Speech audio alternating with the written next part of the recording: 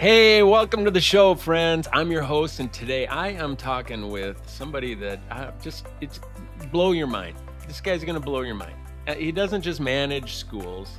This is a guy that systematically engineers educational ecosystems, okay, from the ground up. You're going to hear some success stories, but you're also just going to be gobstopped. Dr. Jeff Horton, Superintendent, Southwest Metro Intermediate School District 288. This guy loves finding puzzles to solve, gaps to occlude, and I think hills to conquer. Jeff, welcome to the show. Thanks for having me. It's a pleasure to be here. Love your I show. You literally are one of the most respected leaders that I've ever worked with, and I don't think most people really know that you're even sitting out there. But also, uh, it's just amazing because I don't know, you're this millennial. I learned that you're a millennial, and I'm not Right. even quite sure what is that like? Being a millennial, it's confusing. Other people think we're probably very confusing. We're a little different than the Gen Xers. But we're taking over the workforce. So here we are, and I think that being a millennial superintendent, uh, it affords me the opportunity. I'm kind of a tweener. I'm right on the kind of edge of millennials and Xers a little bit. So I bring a little bit of that X piece, and I think I can understand the Gen Xers a little bit, but also I think we bring some of that more. There's been so much technological innovation and just different type of thinking on how do we approach problems, and I think that being a millennial has kind of helped me lean into that a little bit more, and that's been exciting. Well, I think you are one of 2 millennials that I brought on, Dr. Jermaine Worrell out of Savannah State. Yeah, so, I'm gonna do my best to just try to understand your world, and, yeah, you can do your best because you're that tweener, but I wanna really just talk about this. You inherited a district. You went from a large regional, educational organization to a small rural, Yeah. okay, small rural. And I watched that transition, and it was just like, what is going on? I didn't understand this place because I had done some work in that surrounding area. Statutory operating debt, declining enrollment, Yeah. and large community distrust. You know, three different communities, and trying to figure out, where any place central is going to be was a great challenge. So most superintendents would have shied away from that, and maybe just even just focused on I'll take the job, but for damage control. How did you approach that differently? Why did you take that on? You know, I guess when we go through leadership classes, a lot of times they ask you to kind of define yourself as a leader. And I think when you're an aspiring superintendent, aspiring leader, you come up with your mission statement that your class is supposed to say. But once you start doing the work and really get into it, you really kind of continue to hone that, I think. And if I were to think about why I do what I do, I believe that all education systems, regardless of size, location, all students deserve a great education. And I will say that I do think that we're losing the communication battle in greater Minnesota, greater rural areas, and that is disheartening. And superintendents and leaders need to. I say this when I speak to people too. We shouldn't always be chasing the bigger district, bigger paycheck, or whatever it may be, the clout that might come with that. There is really important work to do in every district across the state, every district across the country, and I just really want to go places where I can help make a difference. Yeah, you're not somebody that's going to come in and put a 10-year plan together and begin this incremental. You're a large scale change artist. You're a transformational artist. So what you did in a couple of years, I mean, walk me through your decision making process. That again, it wasn't about incremental fixes. You were not managing, you were taking a look at the leadership landscape. So walk me through your kind of, what do you use? Your decision matrix, and how do you go about thinking and then doing? I In all truth and honesty, I think one of the most important things I do when I come into a district, it's really to listen. And you'll hear a lot of leaders say that, but it's not a survey. It's literally going out and sitting down at the dinner table with people. It's going out and going to a township meeting where only 6 people are there. But I'll tell you, you go to a township meeting somewhere, you get a real pulse on what's happening, the feelings locally. And how do you like in my current district in the first 100 days, I did 1,000 engagements. Now, people would say, "Oh, I don't have time to do that." You need to make time to do that because that's you're building connections, and it can't be just it has to be real, it has to be authentic, and you have to understand where that are, and I think it's really taking the community voice and helping to bring coalition among their voices. So I think what I really am doing more than anything is I listen and I help with them to architect a plan to help them achieve what they want to do. But we're going to ground it in research too along the way. And that's an important piece that comes after that initial listening is we have to help educate and do the research. Yeah. Yeah. Yeah, like you said, so common. The first 100 days, you everybody's doing a listening tour, but what actually happens and the traction that you build after that listening tour, I think is the mark of a leader. So nearly 25 years, this millennial folks, yes, nearly 25 years in education, classroom teacher, special ed director, really got a heart for special ed. As a brother to a Down syndrome sister, I love the fact that you are leading where you are at right now. Principal, assistant superintendent, superintendent. Wow. And now taking on this intermediate district, which oftentimes, what are there, two in the state right Oh, we now? have four actually. 4 in the state, and most people don't really understand how they work. But I would say over the course of that 25 years, that's not career progression. It's systematic. You're building upon your learning and taking on greater challenges each step along the way. I'm going to ask along that timeline, was there a role that taught you something about systems thinking? Because when I think of a system leader, boom, you are the persona that pops up that completely changed your mindset and how you approach it. I think it's something I've been interested going all the way back to when I was, gosh, teenager to early 20s. I think I could probably point back to that in my learning. And Um, one of the things that brought me joy, I was a little crazy. I was a little bit overachiever in school. So I used to do about 20 credit semesters in my undergrad. Um, and then I would do like 12 plus credits over the summer. And I would take classes at universities all over the place. And I would drive from different places, and I would organize and create a plan to help do that. So I would drive out to the Twin Cities to do a class at St. Thomas, then be off at Century Community College, then be over in Wisconsin taking a class, and I'd be doing all these things. And there was this just I really enjoyed just the creation of the plan and like how can I like make this work. And I saw that play out there. Uh, I in a former life I used to try to be athletic and putting together that type of nutrition plan and that. And I think so. I think I just kind of had some of that. And as I moved into leadership, and I didn't pick. I did not think I was going to be a superintendent. I thought maybe assistant principal my last couple of years, like maybe that would happen for me. Other people seem to just find things in Mm. me that I didn't see, and there was just amazing people that I was able to be around that encouraged me to try taking different steps and to support me through all those different learnings. And I think that's they saw something in me that I didn't quite understand was maybe fully there. And I did not plan on being a super. I never in my wildest dreams thought I'd be a superintendent. I don't think I ever thought I'd be a principal. So, Wow. Wow. Yeah, I think it's what ensues in life. It's not necessarily what you pursue, isn't it? Because you've got just this large army of people that are watching you, and many of them just seeing your potential. And that is also our gift in education back to others, is being able to see that potential. I, Be that person that sees your performance as that big P. It's that little P of potential minus all those things that get in your way, the interference, the stuff that sticks in your head going, "Well, I don't know if I'd ever have the skills or the confidence or the you don't understand my background," but you've been able to just blow through all of that. Accidentally or intentionally, it doesn't matter. You are where you're at and you're doing what you're doing. yeah, and I'll give a shout out to my millennials out there. Millennials are they they're passionate people. They want to feel passionate about the work they're doing, right? And so I do when I taking on some of education's biggest issues. That is a passion of mine, and that drives me and that motivates me.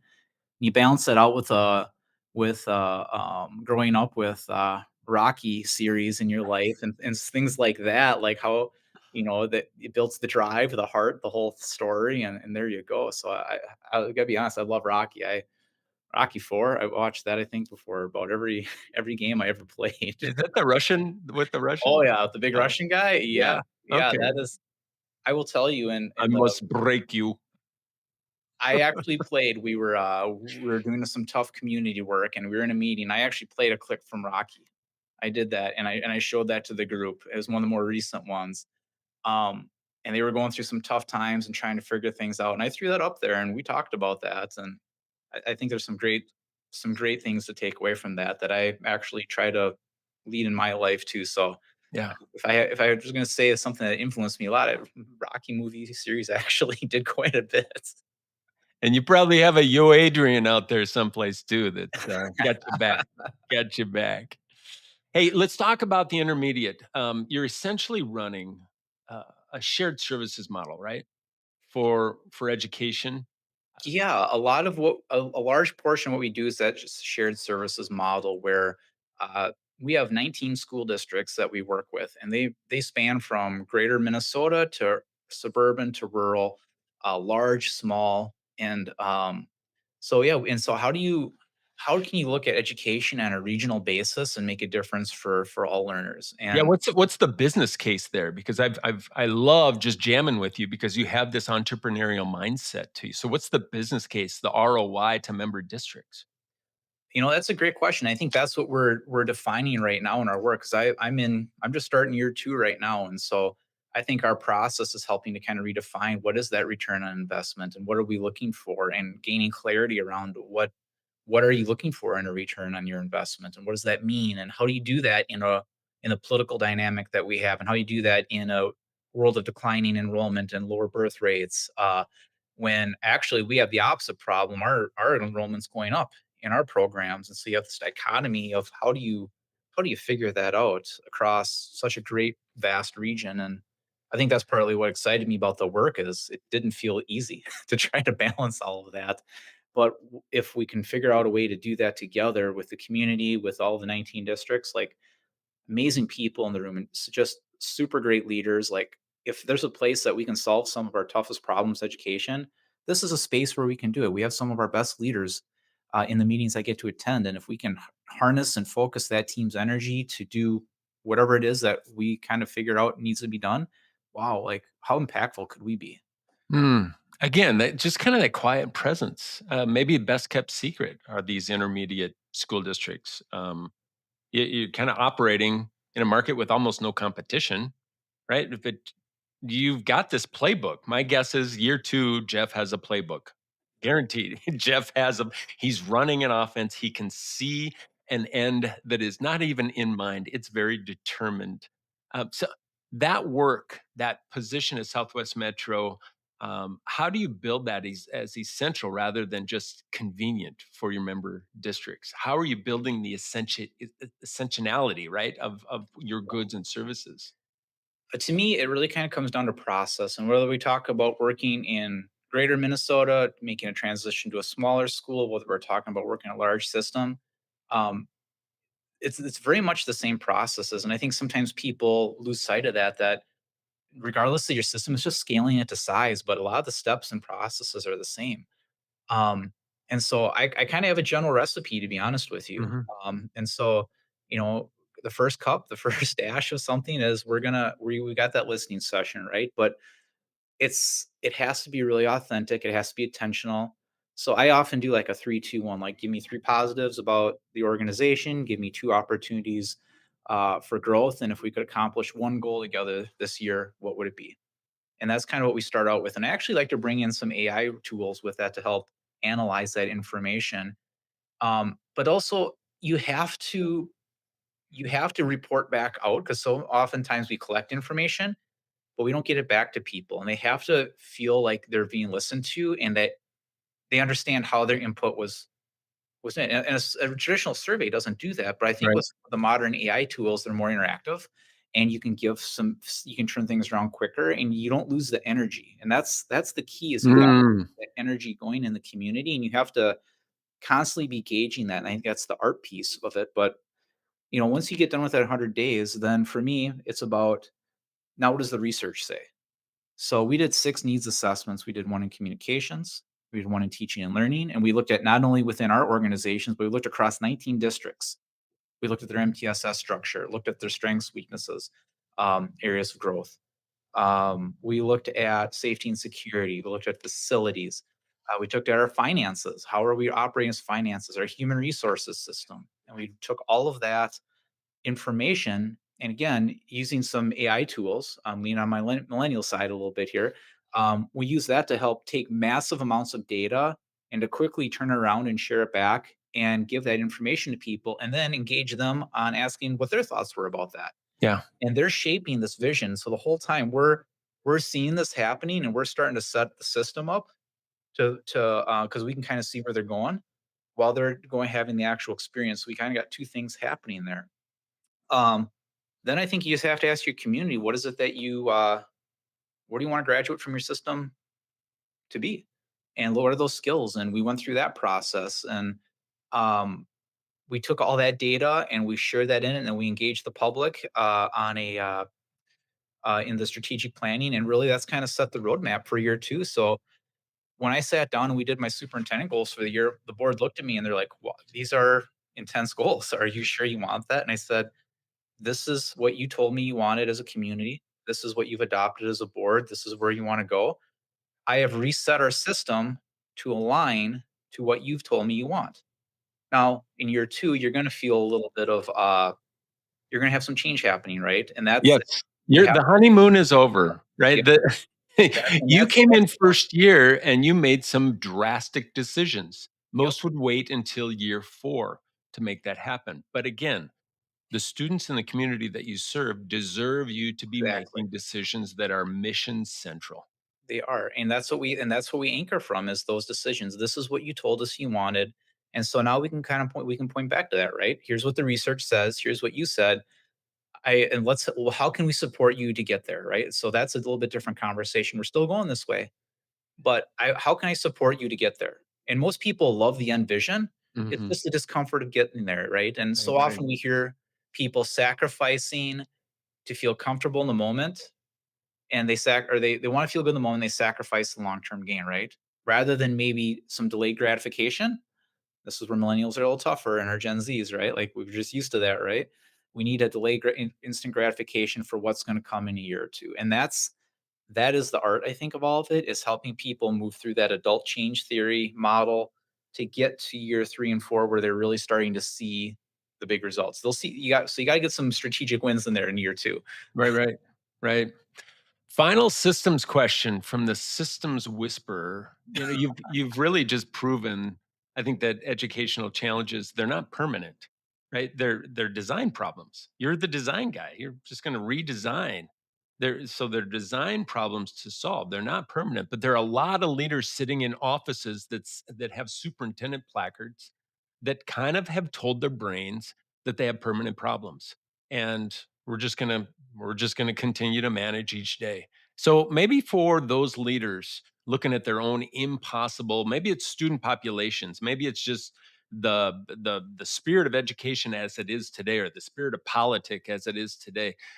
What's your framework? What's your mindset for turning those systemic barriers or that mindset into your competitive advantage? If you were to kind of distill all that you've been able to do, you've given us some really good things today. Follow the energy, a 3-step process, kind of provoke the conflict and friction because it must happen. But yeah, if we were to distill that down into one little pep talk for somebody that is looking at a problem, not sure if they can face it, how would you coach them through that?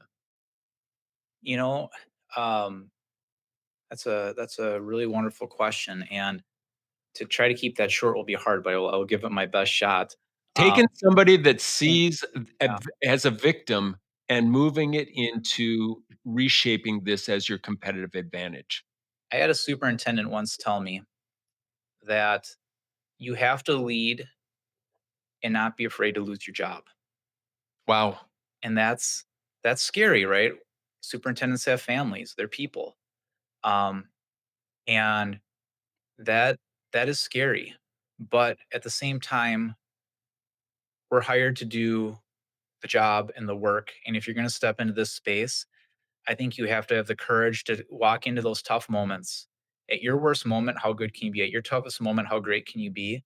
And you have to rise and do the prep work before you get there to be Mm. successful in that moment. And so there's been some really tough decisions I've been made, and I've had to put it on the line. And sometimes you try to get everything set up, but it ultimately you may not be the decision maker in that space. But I truly believe in the goodness of people, and I believe that if the average person is given good information, real information, they're going to probably make the right choice as a whole, as a group of people. You grab True. 100 people, you give them, you're going to have your early adopters, you're going to have the people always going to say no, right? You've got your people that show me this will work and I'll do it. You got some people that I'll follow along because I'm going to follow the system or whatever. You got to get to that tipping point. And so and that's the Mm. communication piece. Mm. So I think everyone can do it, but you have to be willing to stand up in those tough moments, and you have to be willing to know when to push and say, we've got what we need, and I'm going to push through the discomfort to lead us to where we need to be for students in a few years. Folks, that's the core. That's the core that drives this individual, and you haven't even the song is "You Ain't Seen Nothing Yet" is just playing in my head right now. To have that attitude is usually what an interim superintendent brings after retirement. Like you put your keys on the table. You hear from the old wizened ones. You put the keys on the table at the board meeting and you say, "I'm going to continue to lead until you take my keys away." Right? And go ahead, take my but to have a millennial leader, right, that has a young family, to have that level of being so in love with the mission that they have the courage to be disliked. Maybe disliked to the point of you've got to shop around again. Dude, that puts you in a differentiated class. You've proven that the best educators, they don't just inspire students. I think that's easy to do. You redesign the infrastructure that makes student success inevitable. You are building systems that are just success is going to be inevitable. So I just applaud, absolutely applaud. And any last wisdom for any struggling system leader out there? And then we're going to have a little fun with you. It's always, it's sometimes you said, well, when you come in, you got the honeymoon phase, right? But what you do right out the gate in your first 100 days will define what happens to you over your next 6 years. You have to be ready to go right away because that's what you need to be able to look back to, point to, and ground to. Because what you do in those first 100 days is going to show back up in years 2, 3, 4, 5, and 6. So you need to be very intentional. And if you're in the middle of a system and things aren't going well, I think sometimes we have to stand up and just say, guess what? I know we've been doing this and I know we've been heading this down this direction. We need to take a timeout Mm, and let's step back for a second and let's pause, and I'm going to own some things. And I think that that wow. does a lot. You need to say as a leader on the behalf of our organization, as a leader, even if it's not all you, you're the figurehead. I'm going to own this, and I'm going to say I'm sorry that we're not getting what we need to do. Can you step into this space and help me? And here's what I'd like to try to do. I want to get out and listen to some people. I want to do some research. I want to try to see if we can't figure this out together. And I Boom. think when I've when I've walked into a space, even if I was inheriting previous decisions, I've apologized and I've owned it.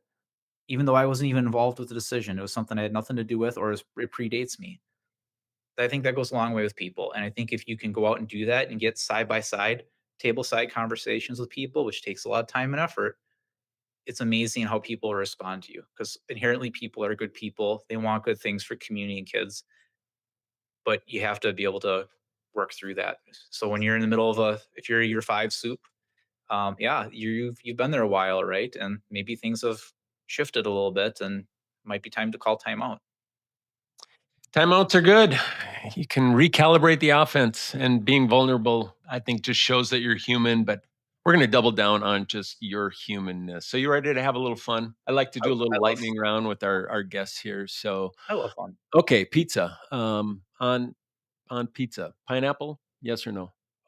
No way. No, no No, pineapple. that's a side dish. You don't put that on a pizza. I don't know if it's karaoke or karaoke, so I'm just gonna go your favorite karaoke song. Um, as a superintendent, I choose to delegate authority to somebody with more skills and talent than I have. Oh, how apropos. Coffee or tea? You know what? I'm gonna pick smoothie. I don't do either. Smoothie it is. Yep, Yeah. fruit smoothie. Stop by my office. I got a little smoothie bar. Come on, join me. How about your biggest fear that's completely irrational? My biggest fear, you know, I get excited about fear actually, which This is is kind the of a weird guy thing that to say. wears the no fear shirt Yeah. still. They're both I weighted. remember those. Yes, I you do. do. My good. Okay, I'm curious. Your favorite search tool? I'm trying to I'm trying to figure that out again actually, because I used to go to Google. I think it was Yahoo back in the day that Right. I used, and now it's Google. But with some of the new AI tools, I'm rethinking how I look for information and how I can get better information. So a chat GPT, a Gemini, I have a system called Guardrails. All of them have some really interesting things, and I'm starting to rethink that maybe I should be using different search tools, and maybe I Mm, need to move away from, even though they've embedded Gemini into Google, it doesn't always automatically kick in. So I'm rethinking how I search now, and I think with generative AI tools, we need to maybe be reevaluating how we do look for information. So taking notes. I'm taking notes. Cats or dogs?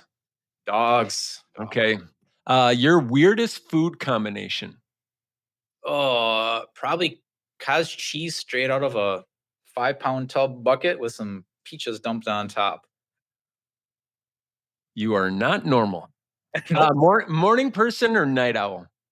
I can really do both, but I would probably tend to be more of a night person. Most embarrassing song in your playlist right now?